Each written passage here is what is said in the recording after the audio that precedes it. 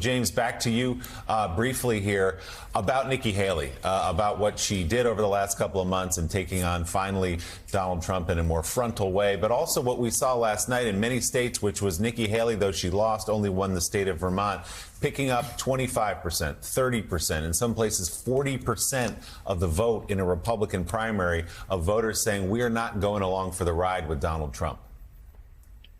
Well, yeah, she got some, I wouldn't call them impressive numbers, but it really exposed Trump's weakness. And he's a lot weaker than we like to believe.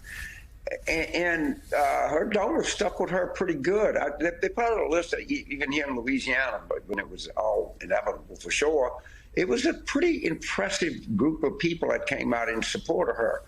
So, I mean, obviously she's going to recede.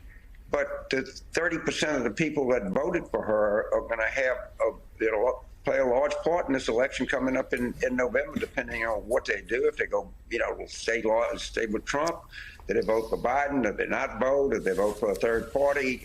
There's key demographic here. It's Haley vote. The 30% of Republicans that voted for Haley. It's going to be interesting to see where they go. Yeah, James, when Donald Trump was on his way to winning in 2016, you and several other Democrats were concerned about the Democrats' campaign. I'm curious, do you have concerns about the Biden campaign, their ability to identify the voters they need to get in Wisconsin, Michigan, and Pennsylvania, pull them out to the polls and beat Donald Trump in the states that matter? Joe, I think I know the people that are running this campaign. I find them all to be experienced. I find them almost a person to be talented. The problem, of course, with Biden, and we all know what it is he's got a huge issue to overcome in terms of his age.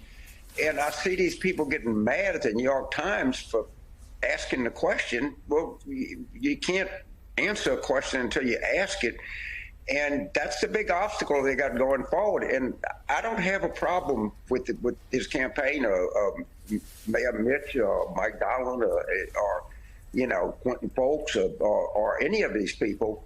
But it's a pretty daunting challenge they're faced with in terms of get people to see Biden as offering something, some energy for the next 4 years in the country. Yeah, Jen O'Malley Dillon, really great. Ran an incredible campaign in 2020. Yes. I know they all have to feel really good about her being there. I'm wondering, so how do you address the age issue? And I'm just curious, do you agree with people close to Biden, people who've been friends with Biden for a long time, that maybe he's been protected a little too much? Let the guy get out there.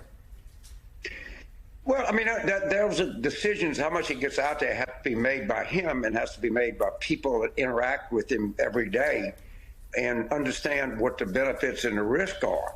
But it's hard for me to sit here 1,000 miles away and say, well, you should do this with him, but they are much more attuned to what he's capable of doing or not capable of doing.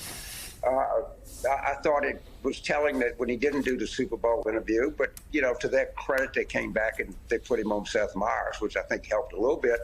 But this is a big obstacle that they're faced with, and they have to deal with it.